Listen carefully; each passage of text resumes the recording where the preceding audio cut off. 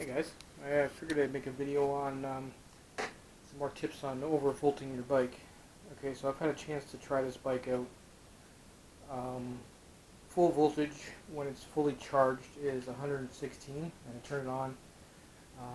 The controller doesn't seem to mind it, so that gives me a little bit of wiggle room for what I can do to it with the bike now.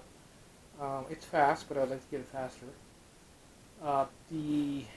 After I've gone for a long ride and I come back, on the voltmeter I'm getting 101 volts. It won't drop below that. So that is my running voltage.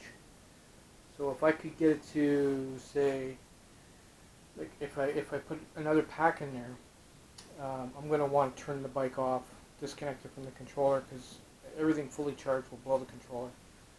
So I got to make it a habit of making it. I either have to set up where when I turn the bike off, disconnects the main lead from the controller, which I probably have to do with a FET, and I have made a device already for that. You install my 100 or 200 amp SSR relay thing that I made a video of. I might install that on this bike.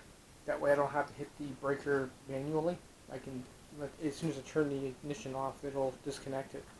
That way I don't forget and blow it up. But what we're going to do here, since I still have the room in the back of the tank here under the seat, I'm going to put another pack in there to up the voltage even higher. Because my running voltage is 101, and my full charge voltage is 115. I think I can do better.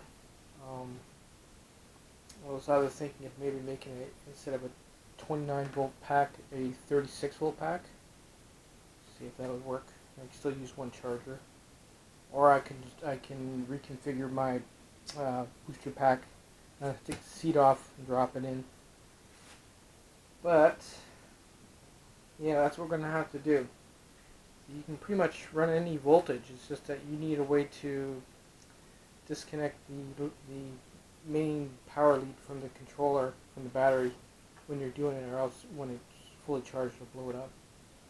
So, but anyway, we're going to this.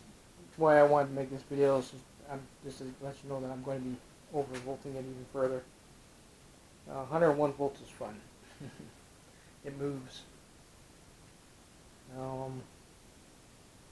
so I'm going to show you. This has been sitting for a few days.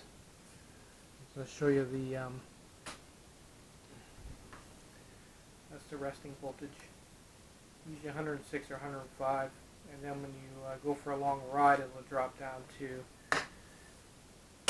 101, but it doesn't drop below that, which I'm surprised, because I went for a really long ride the other day, and I came back and checked it, and it was still 101 volts, so I was kind of blown away by that.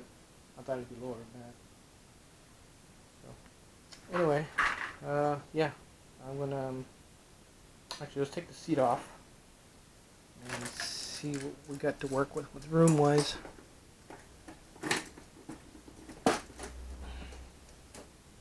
See, I'd much rather have a pack in there that stays in there versus taking one out, because it's just wear and tear on the seat. Eventually this mechanism here will wear out, and all the seat keeps falling off. So yeah, there's room in there. I'm going to have to move the wiring. Yeah. See, what I should be able to do,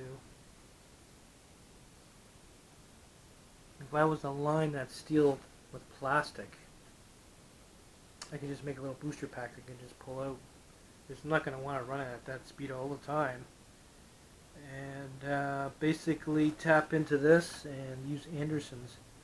Other than that, I could drop another 12 volts of this lithium this way and wire it up with the BMS.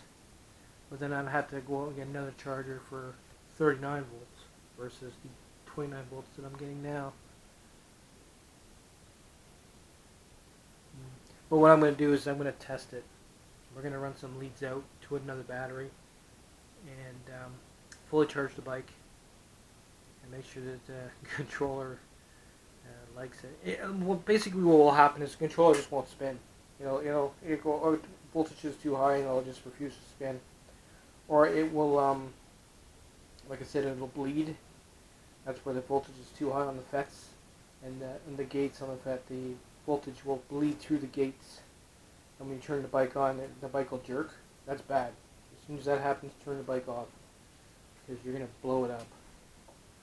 But there's room for improvements here. I'm glad I actually left it like that.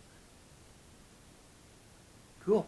So yeah, I guess we'll make a part 2. This will be like my daily vlog of the bike. But so far so good. We have to do something about this. And one of these days I'm going to end up with a fire. Right now I'm using this. And it's not very good. I'm going to get one of these audio jacks here. This one actually has worked out pretty good.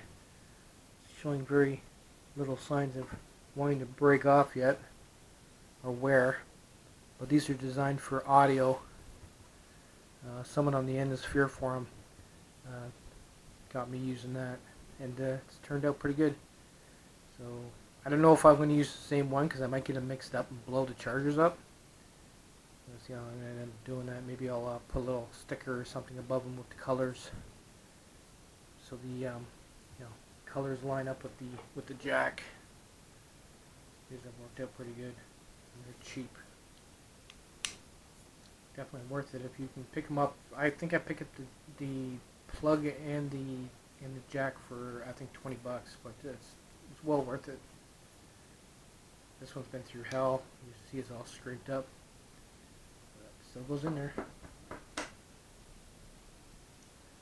Much better than the crap that they send you. They set you up with these bikes with the computer jack or the computer plug, which is this here.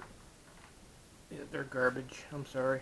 So yeah, I'll probably end up putting another one right here and 2 different color pieces of plastic on top, just so I don't get them mixed up. But I can't leave it like this. It's good for testing anyway. Later, guys.